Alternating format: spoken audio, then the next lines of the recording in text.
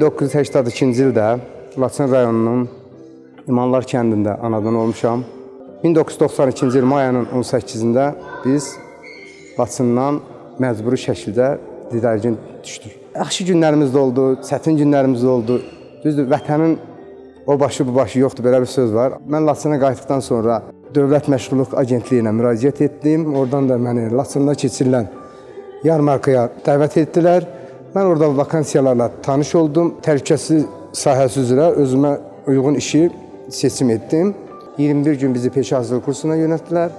Həmin kursu uğurla bitirdikdən sonra Məşğulluq Agentliyi tərəfindən biz sertifikatla təmin olunduq. Dövlət Məşğulluq Agentliyinin göndərişi əsasında mən Laçın istirahət kompleksində təhlükəsizlik sahəsi üzrə işlə təmin olunmuşam. Şükür bu günə ki biz Laçınımızdayıq. Laçınımızda işləyirik. Bu xəyallar idi, amma bu reallıqdır.